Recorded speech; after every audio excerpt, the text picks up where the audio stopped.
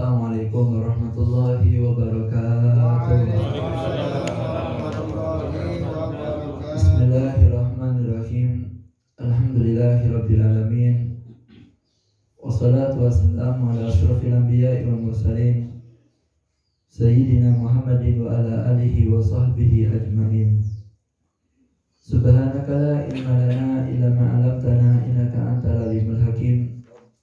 Rabbi shrah li sadri wa yassir li amri wahlul 'uqdatam min lisani yafqahu qawli. Amin amin ya rabbal alamin. Alhamdulillah, nikmat dari Allah Subhanahu wa taala di pagi yang berkah ini, di hari yang mulia ini, kita memulai hari kita dengan menghaturkan salam kepada Nabi Muhammad SAW.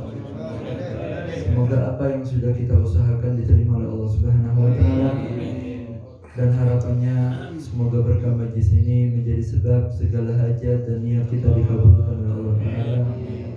Semoga Allah maafkan dosa kita, Allah tutup hidupnya dosa, dan harapannya semoga umur yang singkat ini Allah tutup dalam keadaan husnul khatimah bi khair wal afiyah. Amin ya rabbal alamin. Salawat dan salam selalu tujuan limpahkan kepada junjungan kita baginda agung Nabi besar Muhammad sallallahu alaihi wasallam. Tak lupa yang kami hormati dan kami takdimi para habaib, para alim, para ulama, para kiai, para ustadz, para tokoh masyarakat, wabil khusus kepada orang tua kami Al-Habib Muhsin bin Abdullah Segaf, dan juga kepada para habaib yang lain yang hadir di tempat ini, keluarga besar Haji Ali dan saudara-saudara beliau. Kita doakan semoga beliau semua diberikan panjang umur Allah, diparingi sehat walafiat zahiran wa batinan. Amin ya rabbal alamin. Serta para jamaah hadirin dan hadirat, muslimin muslimat, para pecinta baginda agung Nabi besar Muhammad sallallahu alaihi wasallam. Hadirin rahimakumullah, umur yang Allah berikan kepada kita niki terbatas. Wa ma hadhihi dunya bidari iqamatin wa ma hiya illa katariqi ila watan. Al-Habib Abdul Haddad Sahibur Ratib bila mengatakan dunia yang kita tinggali ini bukan tempat tinggal, Pak.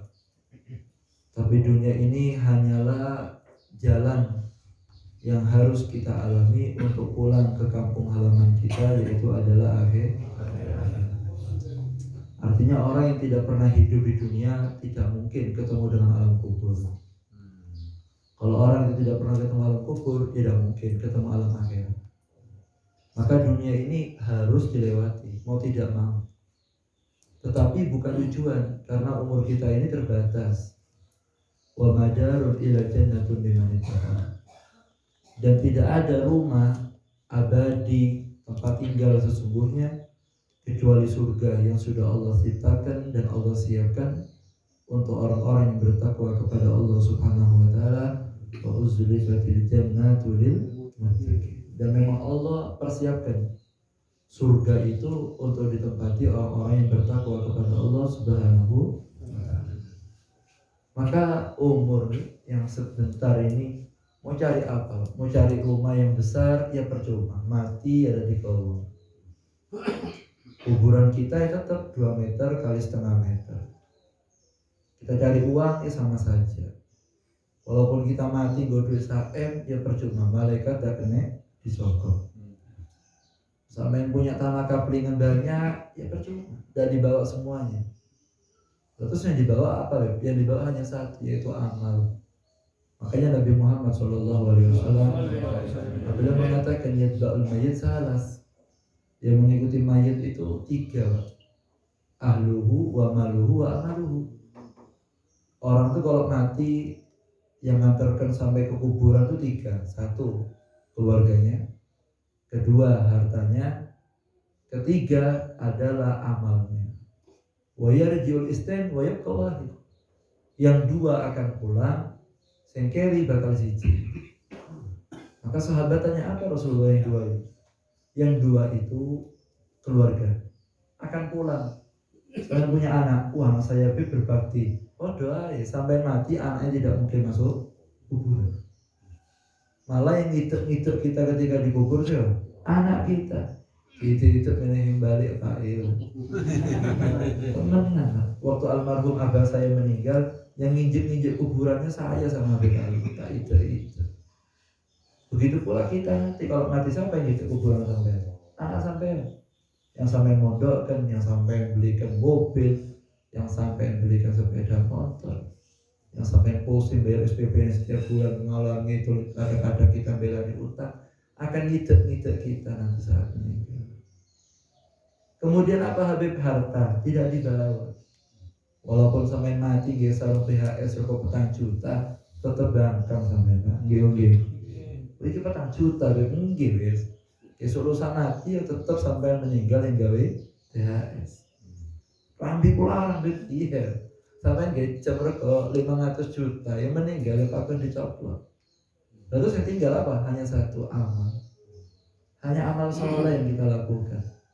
Baik sama orang, perhatian dari Nabi Muhammad SAW, itu yang kita harapkan saat kita meninggal dunia.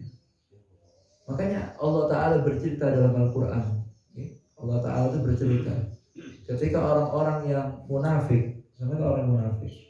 Orang munafik itu orang yang kepelis Pak. Dipikir yang mereka nikmati itu ya sudah ini, padahal tidak. Makanya Allah Ta'ala mengatakan fa'inna izzata lillahi wa li rasulihi wa lil mu'minin.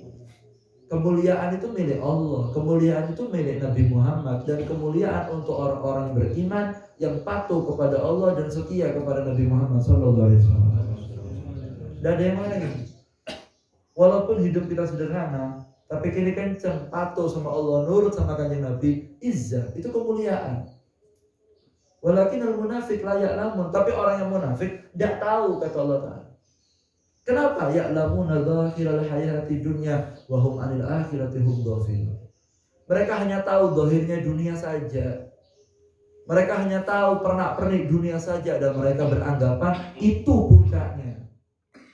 Wa hum 'anil akhirati hum ghafilun. Mereka lali kalau mereka akan mati ditutup kafan, ditinggal pulang sama keluarga, lalu mereka akan bertemu dengan alam akhirat. Wa min waraihi barzakhun ila yaumi yub'atsun. Mereka akan ketemu dengan hari barzakh sampai mereka dibangkitkan oleh Allah untuk tanggung jawab setiap detik umur yang lewat di dunia ini. Munafik tidak tahu. Lah kok kita kepingin seperti mereka, padahal mereka kalau sudah mati kepingin seperti kita. Makanya Allah mengatakan la yaftadi yawma idin bibani wa sahibatihi wa ahi wa fasilati allati tuwihi wa man fil ardi jami'an summa yunjihi, kata Allah dalam Al-Quran. Makanya orang-orang yang mujrim, orang-orang yang kepelis, tidak sholat, tidak ibadah, tidak benci sama Habib, tidak suka sama kiai, tidak cinta sama ulama, tidak senang sama majlis ilmu, mereka sibuk memperkaya harta, mensekolahkan anaknya sampai setinggi apapun, tapi tanpa ada bekal ruh agama dalamnya, dia memperbanyak harta dan seterusnya. Ketika mereka meninggal dunia, melihat satu malam pertama dalam kubur, melihat siksa yang begitu hebat, mereka akan mengatakan apa? Apa yang ini Allah yang cerita Pak? Tidak mungkin luput. Pangeran cerita dengan Al-Quran, yang percaya kafir sampai. Apa kata Allah Ta'ala ketika mereka menyaksikan hal itu? Rasanya, hartanya, pangkatnya, jabatannya, kaplingannya, wa man fil ardi jami'an. Kalau perlu yang di bumi semua akan diserahkan kepada malaikat, akan diberikan kepada Allah, summa yunji. Yang mereka harapkan cuma satu, selamat ketika malam pertama dalam kuburnya. Tapi percuma, tidak bisa semuanya. Makanya kita ini jangan kepelis. Jangan kita ini punya pikiran pendek bahwa umur kita ini sebentar. Sampai sudah umur berapa? Petang puluh. Maring ini 50, maring ini 60. Kalau sudah masuk 60, Beb, selesai Pak. Karena umurnya umat Kanjeng Nabi ini mabena sitin, usatin antara 60 sampai 70 tahun. Dua kali itu menjawazau. Yang lebih dari 60 itu sedikit. Umpamanya offset 60-70 tahun, itu underdeal sudah tidak sehat. Mandi kan? Untu kali loro kan, rambut wis putih kabeh, mata bureng, kuping mati krungu kan gitu. Wis mlaku iku miring-miring sikile. Iku durung rawatan. Asam urat, kolesterol, komplikasi, kencing manis dan macam-macam. Memang badan ini diprogram hanya 60 tahun tahannya. 70 mentok, lebih dari itu wis miring-miring lagu kan gitu. Mau apa sebentar? Kalau kita duduk di rumah mikir, terus saya ini mau cari apa? Saya ini mau mau apa hidup ini? Saya tanya sama sampean, kalau sampean tanya sama saya. Makanya katanya para ulama, orang yang seperti itu tuh orang yang kepilih. Dan kita tidak mau tertipu. Orang yang mati, orang yang kafir-kafir, yang suki-suki, yang kita kadang-kadang kepingin seperti mereka, itu ujung-ujungnya kalau mati mereka kepingin seperti kambing, mereka kepingin seperti ayam, mereka kepingin seperti binatang. Makanya orang kafir ketika nanti dibangkitkan dalam kuburnya, mereka kaget. Di akhirat melihat kaget, lihat neraka, lihat malaikat, ternyata temenanan. Apa mereka mengatakan? Ya laitani kuntu. Mereka akan minta kepingin jadi kambing, kepingin binatang seperti binatang. Karena saat itu Allah Ta'ala bangkitkan binatang-binatang. Setelah binatang itu menyelesaikan tanggungan satu sama lainnya, Allah berfirman, kuni turaba, jadilah tanah. Nanti orang-orang kafir itu lihat, wedhus jadi lemah, macan jadi lemah, jerapah jadi lemah. Ketika binatang-binatang jadi tanah, maka orang-orang kafir tolak-tolak, ya Allah, jadilah aku lemah kayak binatang. Jadi kita di dunia ini kadang kepingin seperti mereka. Mereka kalau di akhirat kepingin seperti wedhus. Nah kita nih apa? Kita ini sudah mulia, kita sudah berkah karena pengabdian kita kepada Nabi Muhammad SAW. Maka tujuannya hidup satu, hanya satu, tidak ada yang lain. Mencuri perhatian Nabi Muhammad SAW. Karena sudah mati, bos sampai tidak ngasih manfaat, presiden sampai tidak ngasih manfaat, bupati sampai tidak ngasih manfaat, Pak RT, Pak RW tidak beri manfaat, siapa lagi pabrik sampai tidak ngasih manfaat. Sudah selesai semuanya. Kalau sudah mati yang bisa nolong hanya satu, yaitu Nabi Muhammad SAW. Tidak ada yang lain. Lalu bagaimana cara supaya mendapatkan perhatian Rasulullah? Dikatakan oleh para ulama, maniktana bi abna'il kibar, i'tanal kibar bih. Siapa orang yang perhatian dengan anaknya para aulia, maka aulia itu akan perhatian sama dia. Lalu para solihin mengatakan, wa maniktana bi ummatin nabi, i'tanan nabi bih. Siapa orang yang peduli ngopen sama umatnya Kanjeng Nabi Muhammad SAW, maka Nabi Muhammad akan ngopen dan peduli sama orang tersebut. Artinya kalau orang itu melaku dewe-dewe Pak Urip Pak, yang tidak peduli sama tetangganya, sama saudaranya, maka tidak mustahil akan mendapatkan perhatian dari Nabi Muhammad SAW. Man la yahtam bi amril muslimina falaysa minhum, kata Allah. Siapa orang yang hidup, siapa baik, orang Banyuwangi, Cangkring, orang Ketapang, dia tidak peduli sama perkara orang muslim. Mau tonggoni sembahyang ya wis. Mau temannya mabuk sampai mati overdosis ya wis. Mau anaknya itu masih perawan atau tidak peduli. Anak sembahyang apa tidak peduli. Dia punya saudara, ya apa itu kira-kira ibadah kan tidak, puasa pegak, tidak peduli. Seperti ngaku bebo, tidak bisa. Orang yang tidak peduli sama urusan orang lain, maka dia akan dikatakan Rasulullah laisa minhum, bukan kelompok daripada orang-orang yang beriman. Karena satu dengan lainnya itu ada tanggung jawab, Pak. Akan diminta tanggung jawab oleh Allah Subhanahu wa taala. Maka itu Nabi Muhammad SAW. Itu cerita nanti di akhirat ada satu orang soleh mau dimasukkan ke dalam surga. Ketika sudah OTW menuju surga, ternyata digandoli sama satu orang. Orang soleh tadi itu mengatakan, man anta? Falaisa baini wa bainaka ma'rifah fid dunya. Kamu jenengan iki sapa kok nyekel gandol ini Islam. Maka orang tadi mengatakan, ini saya. Kenapa? Saya sama kamu tidak pernah kenal di dunia. Kok cekel-cekelan ini maksudnya parah. Culun, aku pengen menuju surga. Maka orang tadi mengatakan, yang megang orang soleh tadi mengatakan, kunta tarani ala munkarin fala tanhani.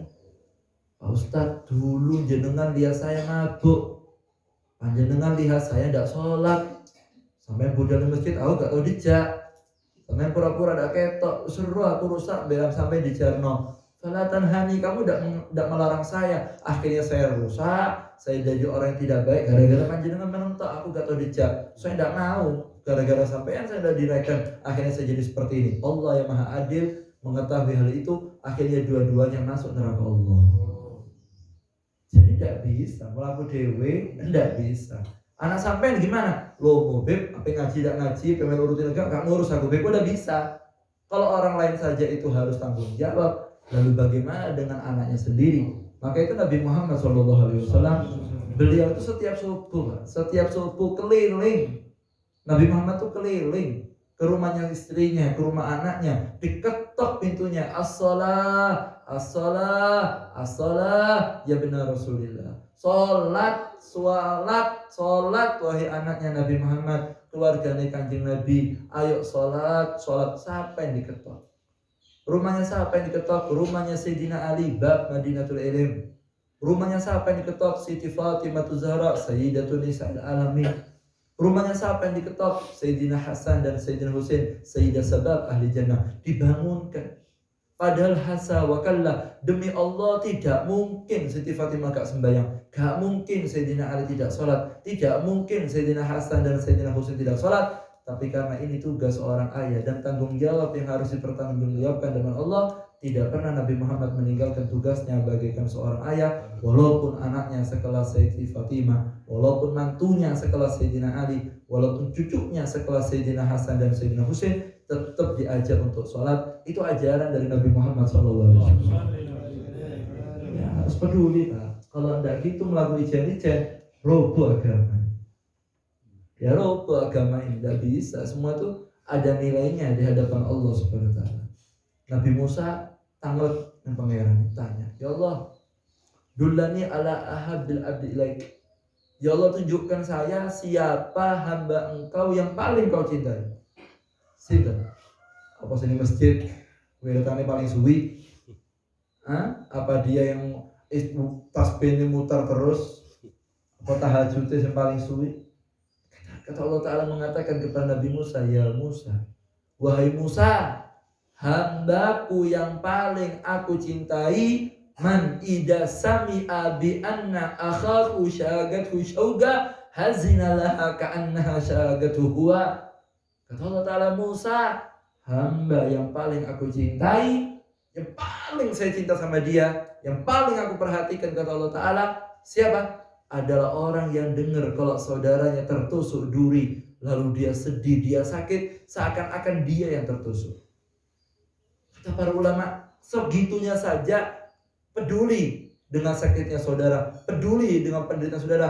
Kalau terkena duri saja kepikiran, maka orang-orang yang soleh, orang yang mendapat perhatian dari Allah Ta'ala, melihat kondisi masyarakatnya, melihat orang-orang yang ada di sekitarnya, bukan hanya tertusuk duri, mereka terancam masuk neraka, kepikiran seakan-akan mereka yang kena, bahkan mereka mengajak yang lain untuk kebaikan. Itu orang yang paling diperhatikan oleh Allah, kata Nabi Musa alaihissalam. Allahumma shalli ala Muhammad. Mencari apa? Mencari perhatian. Kalau kita perhatian sama anaknya wali saja diperhatikan sama banyak, apalagi perhatian dengan umatnya Nabi Muhammad SAW. Mungkin diparingi selamat sampai Nabi Muhammad ini sumpah, mau tidak saya kasih tahu siapa orang yang paling dicintai Allah? Maka sahabat mengatakan, bala ya Rasulullah. Ya Rasulullah, mau. Siapa orang yang paling dicintai Allah? Wa in situm la aqsamtum wa in situm la uksimanna lakum. Aku akan sumpah untuk kalian siapa orang yang paling dicintai Allah. Kalau kamu mau, saya siap sumpah. Artinya serius Pak, Kanjeng Nabi ini serius. Maka Nabi Muhammad SAW dia mengatakan, anna ahabba ibadillahi ilallahi alladina yuhibbunallaha ila ibadih yuhabbunallaha ila ibadih wa yuhabbibuna ibadallah ilallah wa yamsuna fil ardi bin nasiha. Kata Nabi Muhammad, orang yang paling dicintai oleh Allah Ta'ala, mereka lah orang yang cinta kepada Allah dan membuat Allah cinta kepada hamba-hamba Allah dan menjadikan hamba Allah cinta kepada Allah Ta'ala. Wa yamsuna fil ardi bin nasiha, dan jalan di muka bumi ini terus kebiasaannya mengajak orang kebaikan, tidak melakukan ijen, dia selalu memberikan nasihat. Ada saudara tidak majlis diajak, yang jauh didekatkan. Itu orang yang paling dicintai oleh Allah, kata Nabi Muhammad SAW. Paham nggih? Sampai Nabi Muhammad ini ada kejadian. Kanjeng Nabi ini pernah dilaporkan ada satu daerah di zaman Nabi Muhammad SAW itu minim ilmu agama. Akhirnya Rasulullah memerintahkan beberapa sahabat untuk berangkat ke daerah sana yang dapati ngerti agama itu supaya membetulkan sholatnya dan seterusnya. Diutus sama Nabi Muhammad. Sahabat itu diutusnya malam. Berapa rombongan berangkat langsung, Berapa rombongan ngomong ngambil koncone, kini kadung budal sakniki sembahyang subuh nih gak Kanjeng Nabi, eman-eman. Ati iki sedurung siap ninggal Kanjeng Nabi, kepinginnya sama Rasulullah. Akhirnya 2 atau 3 sahabat itu tidak berangkat. Tapi ngenteni subuh, niatnya habis sholat subuh sama Rasulullah langsung berangkat. Paham nggih? Tapi teman-temannya berangkat duluan. Kanjeng Nabi itu ngomongnya malam, mungkin jam 2 dini hari, ngomong langsung jalan. Yang lainnya ngenteni subuh, baris subuh Kanjeng Nabi baru berangkat eman-eman iki Nabi Muhammad. Akhirnya beberapa sahabat keri Pak, dari situ budal, tinggal di Madinah. Habis sholat subuh, mereka sholat subuh sama Nabi Muhammad. Habis salam Rasulullah kok kelihatan ada sahabat yang tadi malam disuruh gak budal. Itu kebiasaan Rasulullah, habis sholat tuh baca wirid. Ketika itu berhenti wiridnya, malah, lu kok udah berangkat kamu? Kan sudah tak suruh tadi malam. Kata sahabatnya udah berangkat tadi, ya Rasulullah kami kepingin sholat sama antum dulu, baru jalan. Apa kata sahabat? Gum, bangun, berangkat. Kalau saya sudah nyuruh tadi malam, langsung jalan. Laqad sabaqa ikhwanuka kada wa kada daraja. Saudara kamu yang berangkat tadi malam sudah nyalep kamu berapa derajat di surga Allah. Dan ketika kamu tadi malam berangkat, demi Allah lebih saya cintai dan lebih saya perhatian sama kamu daripada kamu maksa tinggal di Madinah lalu kamu menunda untuk mengasih manfaat untuk orang lain. Dulurmu yang berangkat tadi malam itu lebih saya perhatikan dan lebih saya cintai daripada kamu yang kasep ini yang alasannya kepingin sama Nabi Muhammad SAW. Jadi Rasulullah ngasih pelajaran kepada para setelah sahabat itu berangkat, baru Nabi Muhammad lanjutkan wiridnya. Getun Mbak, sahabat yang tadi ikut sholat subuh yang asalnya kepingin dapat perhatian Rasulullah, malah kepilih, malah mereka getun. Coba tahu berangkat tadi malam. Kenapa? Karena Rasulullah lebih senang ketika ada orang yang memberikan manfaat untuk dirinya daripada manfaat untuk dirinya sendiri. Kalau sampean sholat, baca wirid, qiyamul lail, saya mau tanya, yang enak yang dapat manfaat siapa? Ya sampean sendiri. Sampai baca Quran, siapa yang dapat pahala? Ya sampean sendiri. Sampai mau tasbih, baca sholawat, siapa yang dapat pahala? Ya sampean sendiri. Ketika sampai ngajak orang yang tidak baik jadi baik, yang tidak pernah majlis, ya ajak majelis, yang benci sama Habib, ya apa caranya sampai usahakan orang itu yang hatinya tertutup bisa terbuka lagi cinta pada anak cucu Rasulullah, sampai dekatkan dengan majlis-majlis kebaikan. Itu manfaatnya muta'addi, manfaat yang bisa dirasakan oleh orang lain. Al-Imam Syafi'i radhiyallahu anhu beliau mengatakan an-nafa' muta'addi afdal min naf'il azim. Manfaat yang bisa dirasakan oleh orang lain itu lebih afdal Pak daripada manfaat yang hanya kita rasakan sendiri. Dan itu lebih besar mencuri perhatian dari Nabi Muhammad sallallahu alaihi wasallam. Mugi-mugi hati kita dibuka. Amin. Coba sampai lihat di Al-Qur'an itu ada surat namanya surat Naml. Naml itu semut, dari wong Madura itu bilis. Parang? Bilis, nah ini Madura. Dari wong Osing parang? Semut kriminal tuh. Semut kriminal. Nah ya, ini semut ya, surat semut Pak. Kok bisa loh pangeran nama surat ini jenenge semut ini nanti. Ini tuh jenenge jalan.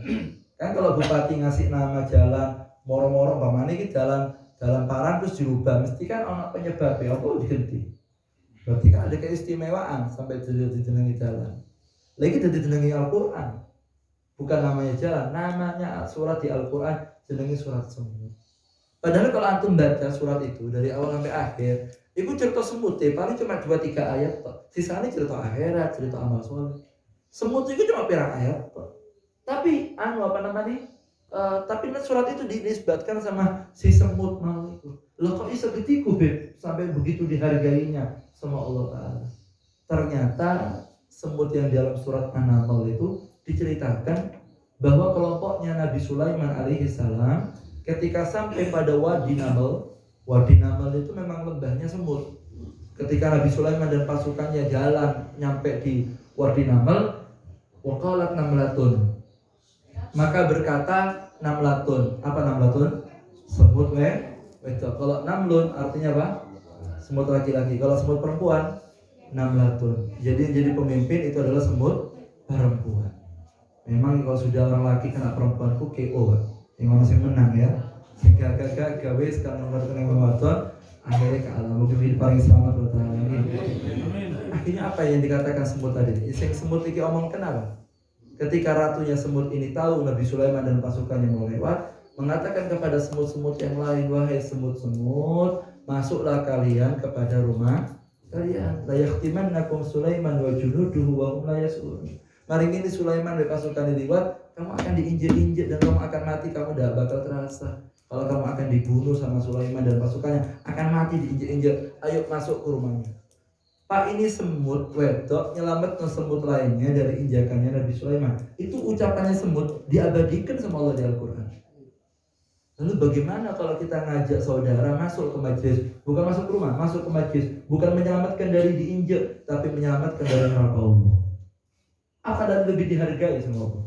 Kalau orang saja ngajak orang dulur selamat urusan badan saja, itu sama Allah dihargai, apalagi semut gak sembahyang, itu ucapannya dihargai. Lalu bagaimana dengan kita yang berusaha? Ya apa caranya orang-orang di Cangkring, ya apa orang-orang di Rokojati, ya apa orang-orang di Banyuwangi yang asalnya joget tobat, biasanya meko-meko ngarepe wong yang duwe aturan berubah, yang biasa tidak jilbab bertutup auratnya, yang biasa tidak sholat jadi sholat, yang tidak puasa Ramadan sadar, yang togel tobat, yang biasanya toko yang alas purwo iktikaf di majelis, kan dia yuk. Biasanya ngadep bulan golek nomor berubah, kan dia yuk. Itu perjuangan, itu bukan sampai menyelamatkan dari kelaparan atau menyelamatkan dari penyakit, menyelamatkan dulur yang asalnya dia OTW neraka sampai putar setir balik di surga Allah, dihargai sama Allah.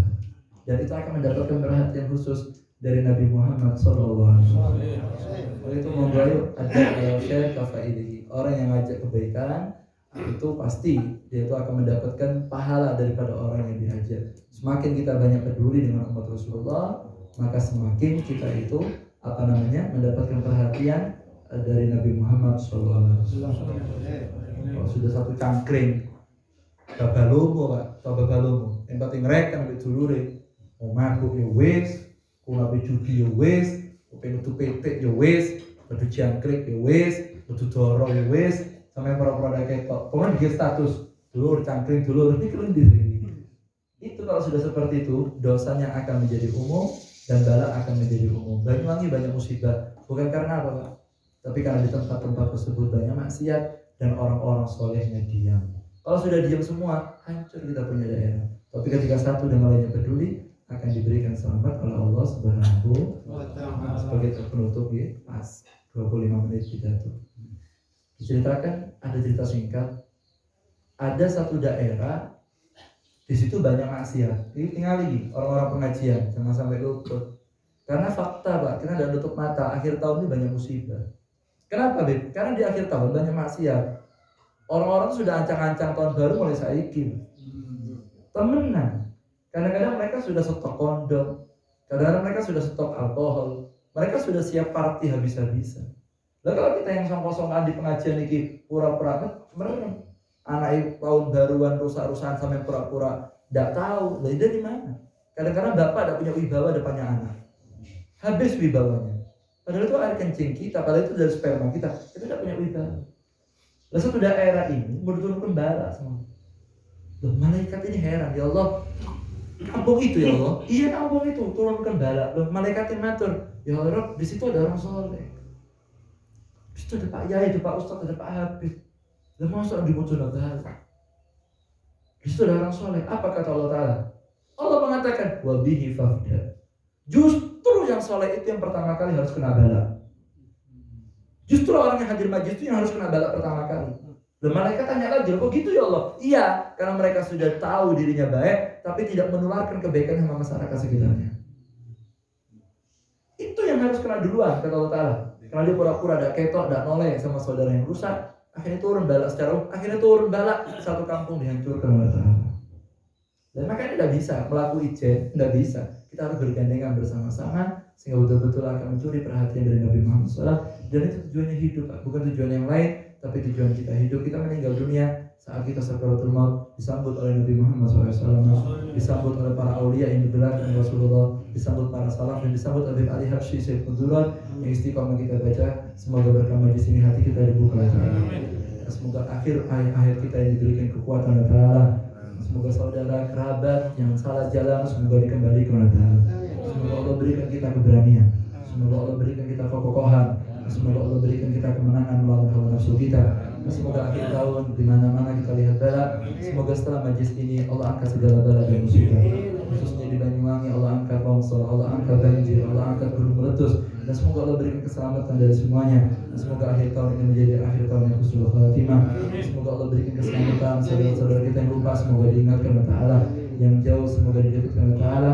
Dan kita berdoa kepada Allah Subhanahu wa Ta'ala, semoga berkah majlis ini akhir hayat kita saat sakaratul maut. Ya Rabb, semoga doa kita didengar. Semoga Allah tampilkan wajah Nabi Muhammad SAW. Allah tampilkan wajah para salaf kita. Allah hadirkan orang tua kita saat itu meninggal dunia. Dan Allah izinkan mulut yang banyak dosa ini untuk mengucapkan 2 kalimat syahadat. Lalu kita meninggal membawa iman, membawa Islam, dan kita meninggal dalam keadaan husnul khatimah. Semoga bukan majlis ini saja di dunia, tapi insya Allah ketemu lagi di kubur, di barzah, di akhirat, sampai duduk bareng sama Nabi Muhammad SAW di surga selama-lamanya. Amin ya rabbal alamin. Walaupun salihal Fatihah.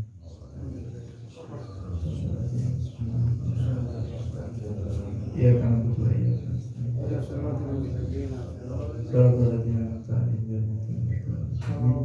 Kurang lebihnya saya mohon maaf. Wassalamualaikum warahmatullahi wabarakatuh.